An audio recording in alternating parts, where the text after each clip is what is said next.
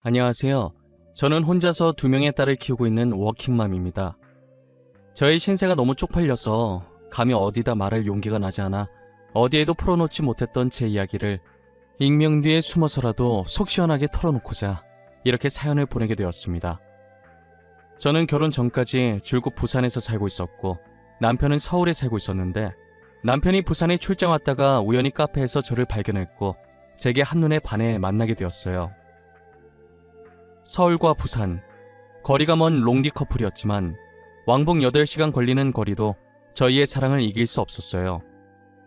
저희는 일주일에 한 번씩 1박 2일로 꼭 서로 부산과 서울을 왕복하며 만남을 계속 이어갔어요. 그러다 서로의 얼굴을 못 보는 시간이 아까워졌고 헤어짐도 아쉬워 결혼을 결심하게 되었어요.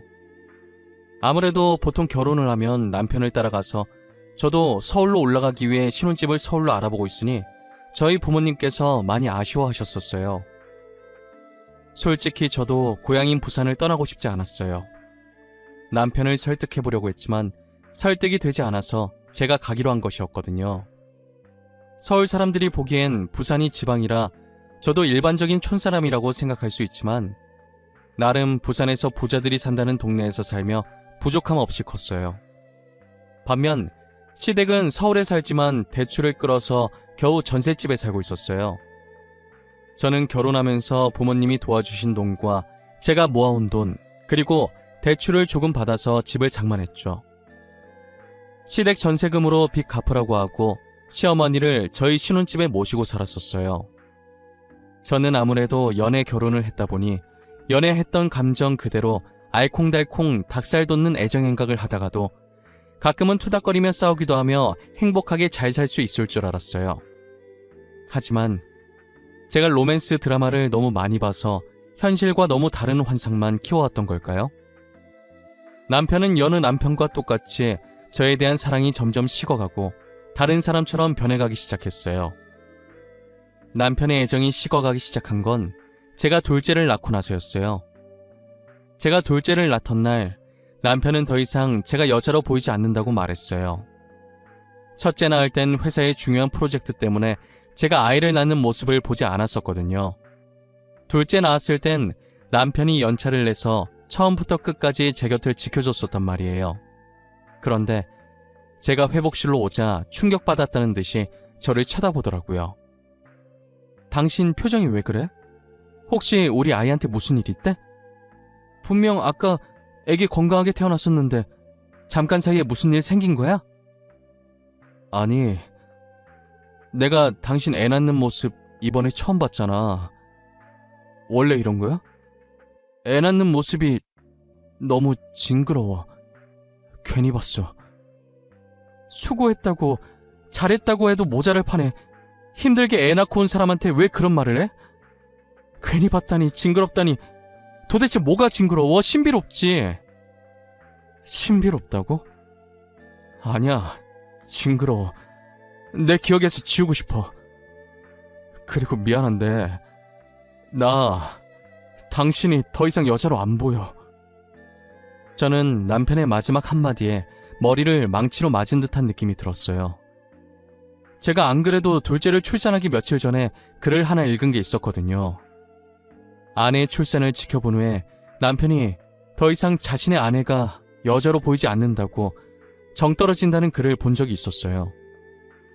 당시 그 글을 읽을 땐 남편이라는 사람이 어떻게 저런 말을 할 수 있지 했었는데, 제 남편이 그 남자와 똑같은 말을 해서 너무 충격이었어요. 너무 충격적이라 제가 한동안 정신을 차릴 수가 없더라고요. 친정 부모님이 올 때까지 넋이 나간 사람 마냥 멍하니 천장만 바라보고 있었어요. 친정 부모님이 병실 문을 열고 들어오는데 눈물만 나는 거예요. 제가 얼굴 보자마자 눈물을 터뜨리니 부모님은 영문도 모른 채 우는 저를 따뜻하게 안아주었어요. 괜히 엄마가 속상해할까봐 남편 이야기는 하지 않았고 아이 낳는 게 힘들어서 울었다고 둘러댔어요. 남편은 산후조리를 마치고 집에 들어온 저에게 늘 짜증만 가득했어요. 시어머니께서도 또 딸이라며 저와 딸들을 보며 한숨을 쉬셨죠. 저는 둘째를 낳은 뒤부터 남편과 시어머니의 눈치를 보기 바빴어요. 첫째를 낳았을 땐 임신 전 몸으로 빨리 돌아왔는데 둘째를 낳고 나선 몸이 돌아올 생각을 안 하더라고요. 아무리 운동을 열심히 해도 예전 몸으로 돌아가기 쉽지 않았어요. 남편은 그런 제 가슴에 또다시 비수를 꽂았어요. 당신 운동을 하긴 하는 거야? 대충 하는 신용만 하는 거 아니고? 살이 왜 그대로야? 가슴도 보기 안 좋게 축 처져 있고. 제발 관리 좀 해. 나도 예전 몸으로 돌아가고 싶어. 누구보다 간절하다고. 열심히 운동하는데도 안 되는 걸 나보고 어떡하라는 거야? 더 열심히 해야지. 당신이 부족했나 보지. 내 친구 와이프는 애셋 낳고도 아주 쭉쭉 빵빵이더라. 연애할 때보다 몸 좋다고 난리던데 당신은... 아휴, 그냥 말을 말자. 남편은 급기야 친구 와이프와 제 몸을 비교하며 막말을 했어요. 남편이 한숨을 쉬는 동시에 제 자존감도 땅 밑까지 내려가더라고요. 남편에게 다른 사람의 아내 몸매 이야기를 들으니 정말 자괴감이 들었어요. 하지만 저는 그때부터 예전 몸으로 돌아가려고 애쓰지 않았던 것 같아요. 괜히 남편 말에 자극받지 말고 있는 그대로 제 자신을 사랑하며 살자는 생각을 했어요. 남편이 저한테만 마음이 식어갔던 게 아니었어요. 제게 마음이 뜰수록 저를 낳아주신 분인 친정 부모님께까지도 마음이 뜨기 시작했죠. 아무리 바빠도 저희 부모님께 하루에 한 번씩은 꼭 안부 전화하던 사람이었는데 요즘은 한 달에 한 번 할까 말까 할 정도였어요. 그마저도 어머니가 사이 보고 싶어 한다고 전화 한 통만 해달라고 제가 사정을 해야 그제서야 귀찮다는 표정을 지으며 전화를 했죠. 저는 그런 부분에서 서운함을 토로하면 남편은 짜증만 냈고 그렇게 싸움으로 번졌어요. 전화 한 통 하는 게 그렇게 어려운 일이야? 아니잖아. 예전엔 하루에 한 번씩 꼭 했었잖아. 잠깐 1분 통화하는 건데 인상은 있는 대로 찡그리고. 그동안 우리 부모님이 당신한테 얼마나 잘했는데 나는 뭐 노는 사람이냐? 나도 회사 다니느라 바빠. 바쁘다 보면 연락 못 할 수도 있는 거지. 왜 고작 그거 가지고 사람을 이렇게 못 잡아먹어서 안달이야? 그럼 나는 지금 놀고 있어서 어머님 모시고 사는 줄 알아? 나도 일해. 당신이랑 똑같이 회사 다니고 애까지 키우고 있어. 당신은 집에 오면 손 하나 까딱 안 하잖아. 또 그 소리야? 여자가 집안일 하는 건 당연한 거지. 집안일 하나 하는 걸로 유나는... 그렇게 불만이면 결혼은 왜 했냐? 나랑 결혼 왜 했냐고.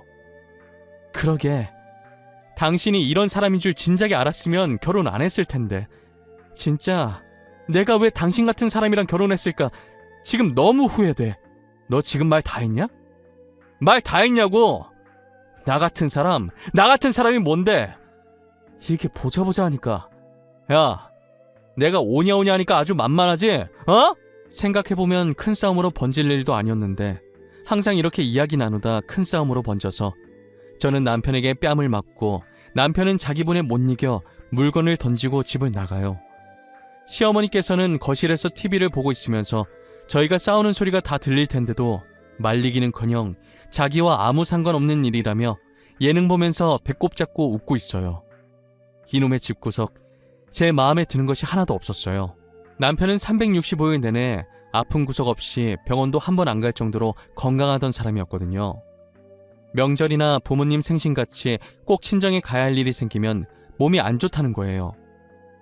제가 병원 가자고 하면 병원 갈 정도는 아니라고 집에서 쉬면 된다면서 병원엔 또 안 가려고 하더라고요. 그래서 혼자서 친정에 간 지도 꽤 됐고 항상 아이들 데리고 가라고 해서 아이들은 제가 데리고 있었어요. 남편은 이렇게 자기 핏줄인 아이들한테까지도 무신경한 사람이었어요.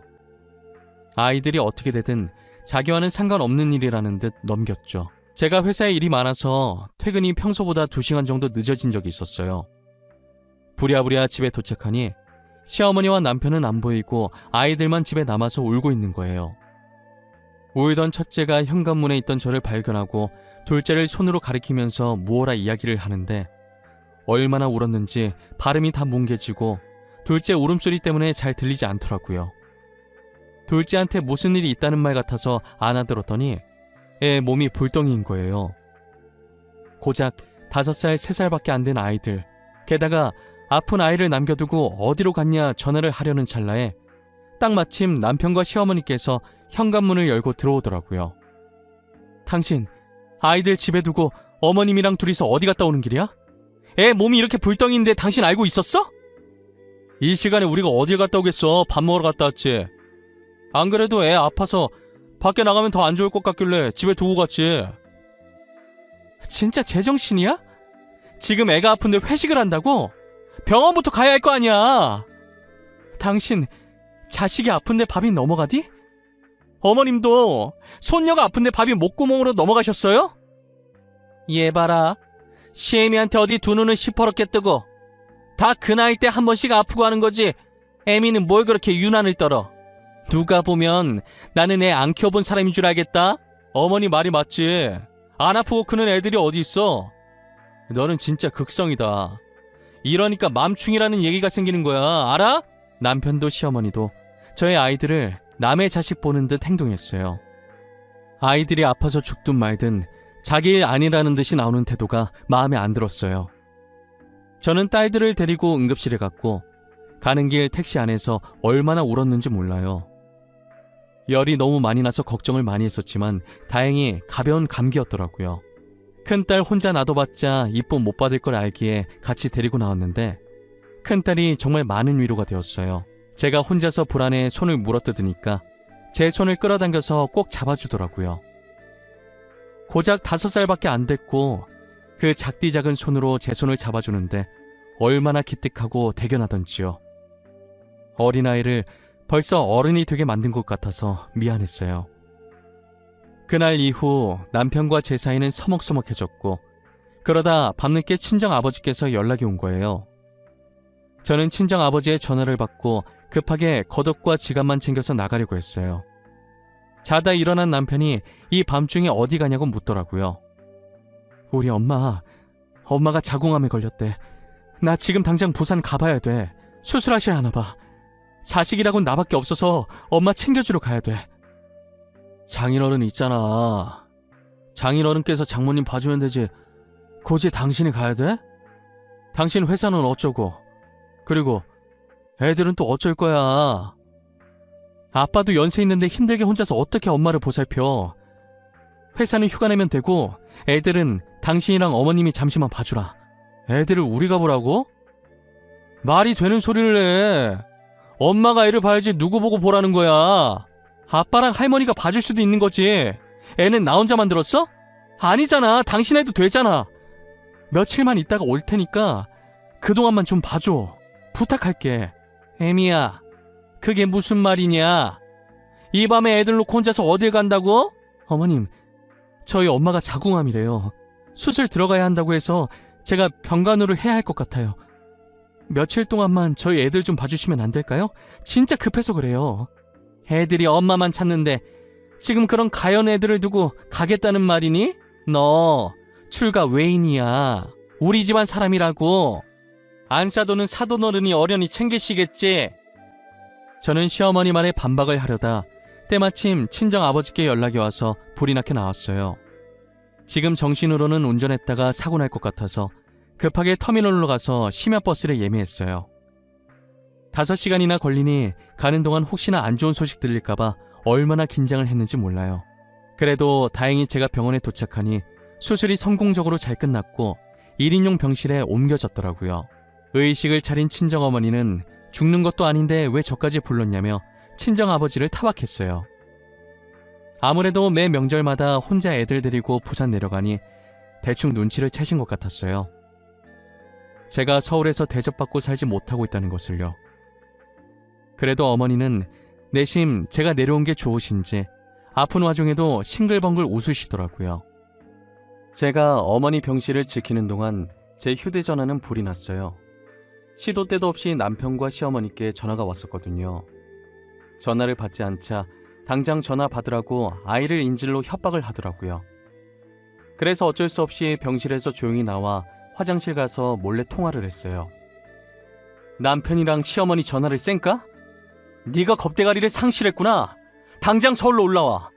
지금 어머니 너 오기만을 기다리고 있어. 지금 벼르고 계시니까 단단히 각오하고 올라오는 게 좋을 거야. 당장 어떻게 가?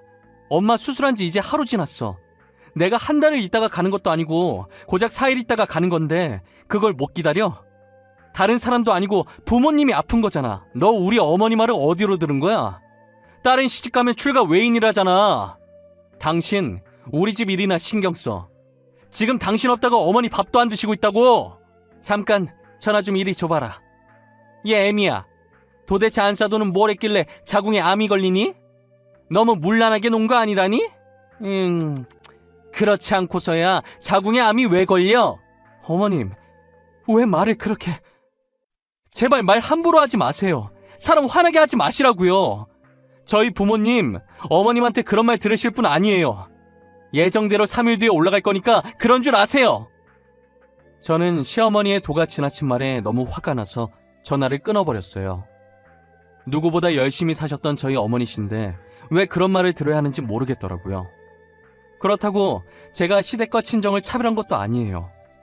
어느 한쪽으로 치우치지 않고 똑같이 행동했지만 시댁은 저한테 왜 이렇게까지 하는지 모르겠어요. 시어머니랑은 한 집에서 매일 마주하면서 어쩌다 한번 친정에 가면 저 난리를 치시니 어쩔 줄 모르겠고, 더군다나 부모님이 아파서 온 건데도 뭐가 저렇게 불만들인지 모르겠어요.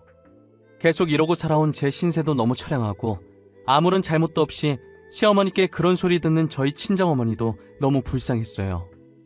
잠든 어머니의 얼굴을 가만히 보고 있으면 너무 죄송해서 눈물이 났어요. 이렇게 살라고 귀하게 키운 딸이 아닌데, 이런 말 들으려고 열심히 산 게 아닌데 너무 죄송했죠. 이 모든 것이 다 저 때문이라고 생각했어요. 제가 그 집안에 시집만 가지 않았더라면 모진 말을 듣지 않아도 됐을 텐데 말이에요. 하지만 이제 와서 후회해봤자 어쩌겠어요. 이미 애도 둘씩이나 낳고 더 이상 돌이킬 수 없는 강을 건넌 것을요. 가여운 아이들을 봐서라도 제가 꼭 참고 견뎌야 했어요. 저는 어머니께서 퇴원할 때까지 열심히 병간호를 했어요. 나이가 꽤 있음에도 불구하고 다른 분들에 비해 회복력이 빨라서 다행이었어요. 첫날엔 너무 아파서 밥을 못 드셨는데 이틀째부터는 밥도 잘 드셨어요. 밥 잘 챙겨 드시고 잘 웃으시는 거 보니 안심돼서 다시 서울로 올라왔어요. 집으로 돌아오니 남편과 시어머니께서 반기시더라고요. 물론 반가워서 반기는 게 아니라 어디 한번 죽어봐라 식으로 반기셨죠. 제가 신발을 벗고 들어가려고 하니 시어머니께서는 내 앞에 가방 하나를 던지시는 거예요. 시엠이랑 남편 말 안 듣고 나갔을 땐 이 정도 각오는 했겠지? 안 그래? 꿇어. 꿇고 우리한테 정식으로 사과해. 싫으면 그 가방 들고 이 집에서 나가고. 어머님, 해도 너무한 거 아니에요? 제가 뭘 그렇게 잘못했어요? 아픈 부모님 돌본 게 그렇게 잘못한 일이에요? 시엠이 남편 무서운 줄 모르고 네 마음대로 할 거면 여기서 왜 사니?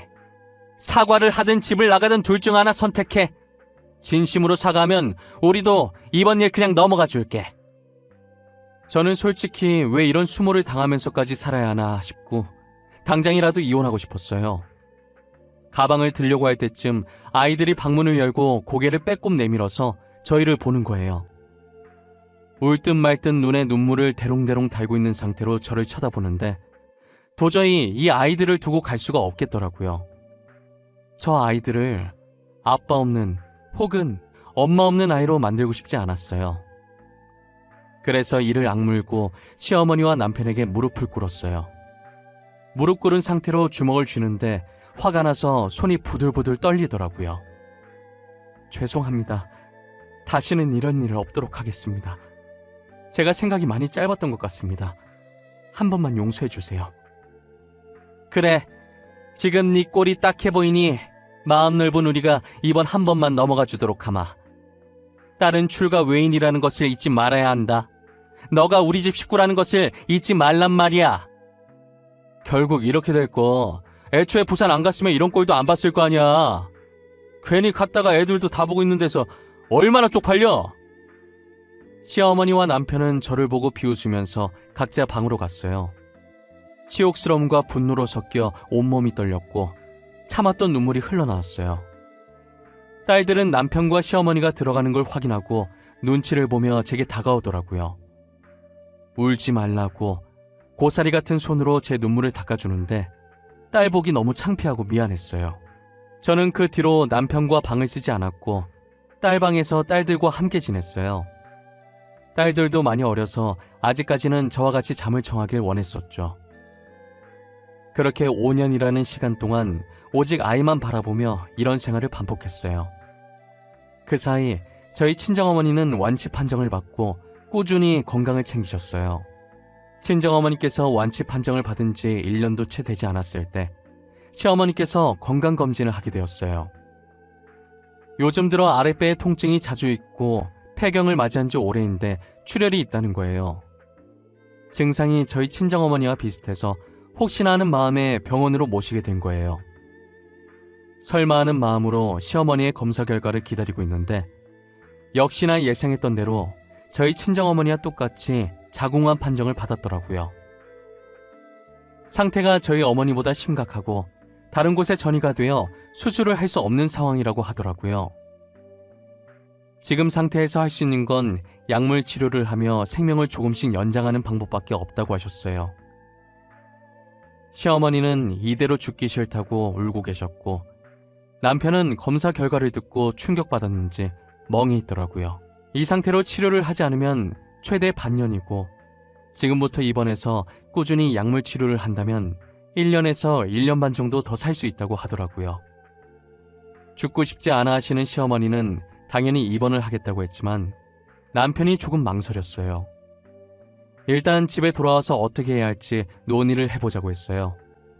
집에 도착한 세 사람은 한동안 서로 눈치를 보며 정적을 이어갔어요. 그러다 갑자기 남편이 제 손을 잡고 시어머니를 부탁한다고 하는데 어이가 없더라고요. 여보, 우리 어머니 잘 부탁해. 저렇게 살고 싶어 하시는데 1년이라도 더 살게 해드려야지. 안 그래? 당신이 일 그만두고 1년만 고생해주면 안 될까? 그래, 애미야. 일 그만두고 나랑 같이 병원에서 생활하자. 응? 안 되겠니? 너가 있으면 심심하지 않을 것 같구나. 간병인은 돈도 많이 들고 모르는 사람이라 불편할 것 같기도 하고 어머니도 당신이랑 같이 있길 원하잖아. 믿을 사람이 정말 당신밖에 없어서 그래. 내가 형제가 있는 것도 아니고 아버지가 있는 것도 아니고 누구한테 부탁을 하겠어. 진짜 웃긴다. 우리 엄마 아프다고 할 땐 못 가게 말리더니 어머님 아프다니까 나보고 일까지 그만두면서까지 어머님 병수발을 들라고? 양심이 있니? 시애미가 곧 죽을 수도 있는데 일이 대수니? 그깟 일 다시 구하면 될 것 아니야. 그리고 안사도는 수술해서 완치받았는데 왜 그때 일을 꺼내고 난리야? 어머님은 5년 사이에 다 잊으셨나 봐요. 저는 아직도 이렇게 생생한데 말이에요. 어머님이 그러셨죠? 문란하게 놀아서 그런 병 걸린 거라고. 어머님도 되게 문란하게 노셨나 보네요? 아니 저게 미쳤나? 뭐가 어쩌고 어째? 제정신이야? 뚫린 입이라고 아무 말이나 막 짓거리지 마. 어머님이 나한테 하신 말인데 당신도 이런 소리 들으니까 화나지? 나도 그때 엄청 화났었어. 나 어머님 병수발 들 생각 전혀 없어. 내가 왜 병수발을 들어? 잘난 아들인 네가 하면 되겠네. 저는 시어머니께서 5년 전 제게 했던 말을 그대로 시어머니께 다시 돌려주었어요. 시어머니는 아무 말도 못하고 이만 악물고 계셨고 남편이 붉어진 얼굴로 흥분해서 제게 욕을 했죠. 남편은 욕을 하다가 제가 한마디도 안 지려고 하자 다가와서 뺨을 때리려고 하길래 저는 남편이 손을 올리기도 전에 재빨리 딸 방으로 들어갔어요. 그리고 딸 책상 서랍에 제가 평소 숨기고 있었던 이혼 서류를 꺼냈어요. 저는 이혼 서류를 들고 남편 얼굴에 있는 힘껏 세게 던져버렸죠. 남편은 종이를 맞고 뭐하는 짓이냐고 소리를 지르길래 저는 손가락으로 종이를 가리키면서 여유로운 표정으로 저게 뭔지 한번 보라고 했어요. 남편은 합의 이혼서라고 적힌 종이를 보고 당황스러워하더니 이내 다시 가소롭다는 표정을 짓더라고요. 합의 이혼서? 참나, 지금 당신 나한테 합의 이혼서 드림인 거야? 나랑 이혼하려고? 나랑 이혼해서 좋을 거 있어? 이혼녀 꼬리표 달고 살기 힘들 텐데. 그건 내가 알아서 할게. 걱정해줘서 고맙네. 지금 당장 비어있는 곳 적어서 다시 줄래? 내일 바로 이혼 서류 접수하러 갈 거거든. 진심이야? 진심으로 나랑 이혼하려고 하는 거야? 애들 아빠 없는 애 만들고 싶은 거야? 우리 애 이제 10살 8살이야. 아직 초등학생이라고. 애들 생각은 안 해? 그렇게 애들 생각하는 사람이 나한테 그렇게 했니? 미안하지만 딸도 아빠 필요 없대. 애들 자식 취급도 안 해놓고 이제 와서 아빠인 척 하지 마. 역겨우니까. 나는 이혼 안 해줄 거야. 지금 이혼 사유 너한테 있어. 며느리 의무 안 하려고 이혼하는 건데 누가 네 편을 들어주겠어? 그럼 이혼 소송할 수밖에 없지. 당신 어머니가 우리 엄마한테 했던 말들, 당신이 엄마 병원 못 가게 나한테 했던 말들 다 녹음해뒀어. 그건 몰랐지? 남편은 녹음해놨다는 제 말에 많이 당황한 눈치더라고요. 사실 제가 한 말은 다 거짓말이고 녹음해놓은 건 아무것도 없었어요. 제가 그날 정신없이 부산에 내려갔었는데 녹음할 정신이 어디 있었겠어요. 하지만 남편은 제가 당당하게 나오자 믿는 눈치였고, 소송으로 간다면 자신들이 불리할 걸 알기 때문에 시어머니도 소송 들어가면 위약금 많이 물까봐 그냥 빨리 작성해 주라고 했죠. 결국 남편은 합의혼서를 작성해 주었고 양육권도 제가 가지고 가는 것으로 합의를 봤어요. 와중에 양육비를 안 주려고 한 명씩 데리고 가자고 머리를 쓰더라고요. 그럼 저는 공평하게 아이들의 의견을 따르자고 했고, 아이들은 둘 다 저를 따라가려고 했어요. 그렇게 딸아이들의 양육권을 온전히 제가 가지고 올 수 있었죠. 저는 남편이 이혼 서류를 작성하는 동안 안방과 작은 방에 들어가서 남편과 시어머니 짐을 챙겼어요. 그리고 저번에 제가 했던 것처럼 두 사람 앞에 가방을 던지듯 내려놨어요. 남편과 시어머니는 이게 뭐냐는 눈으로 저를 쳐다보더라고요. 뭘 그렇게 놀라요? 두 사람 짐이에요. 챙길 게 별로 없더라고요. 혼수로 해왔던 제품들은 제가 나중에 택배로 보내드릴게요. 어차피 지금 택배 받을 집 없잖아요. 지금 뭐 하는 거야? 우리 보고 나가라는 말이야? 그럼 내가 나가? 여기 내 집이야. 잊었어? 우리 결혼했을 때 내가 해왔던 집인 거. 무슨 소리야? 우리 본가 전세금 빼서 보탰는데 그 돈을 줘야지. 이렇게 다짜고짜 나가라고 하면 우리 보고 어떡하라는 말이야? 당신이야말로 지금 무슨 소리를 하는 거야? 전세금? 그거 어머니가 빚 갚는다고 썼잖아. 설마 당신 몰랐어? 어머님이 빚 갚는다고 전세금 가지고 가셨었어. 나는 당신이랑 합의한 줄 알았지. 제 말에 남편은 시어머니를 째려보듯 쳐다보았고, 시어머니는 난처한 듯 남편 눈을 못 마주치더라고요. 분위기상 아무래도 시어머니께서 남편 몰래 전세금으로 빚을 갚은 것 같았어요. 시어머니께서는 빚 갚는다고 제게 전세금도 받으시고 남편이 대출금 갚으라고 준 돈도 다 받으셨더라고요. 그 돈의 행방은 시어머니께서 어떻게 하셨는지 저는 잘 모르겠지만요. 앞으로 남편과 시어머니가 어떻게 살든 집 없이 노숙자 생활을 하든 관심이 없었거든요. 남편이 이혼 서류를 다 작성했길래 잽싸게 이혼 서류를 뺏어 들었어요. 그리고 친히 현관문까지 열어주고 두 사람에게 나가라고 했죠. 두 사람은 안 나가려고 짐가방 든 채로 쭈뼛쭈뼛거리는 거예요. 그래서 제가 손으로 그들의 등을 밀며 거의 내쫓다시피 밖으로 내보냈어요. 그렇게 저는 남편과 이혼을 했고, 남편과 시어머니의 흔적이 가득한 집이 꼴보기 싫어서 이사도 했어요. 현재는 부모님을 보살피기 위해 딸아이를 데리고 부산으로 내려와 살고 있어요. 이혼을 한 뒤 그동안 있었던 일을 부모님께 말씀드리니 이혼 잘했다고, 그동안 어떻게 버텼냐며 저를 따뜻하게 안아주었어요. 저는 현재 이혼을 하고 되게 만족스러운 삶을 살고 있어요. 딸들도 남편과 시어머니가 없으니 이제는 눈치 보지 않고 외할머니와 외할아버지의 사랑을 듬뿍 받으며 씩씩하게 잘 자라주고 있어요. 앞으로도 지금처럼만 저희 가족이 아픈 곳 없이 행복하게 지냈으면 좋겠어요. 저의 긴 이야기는 여기까지입니다.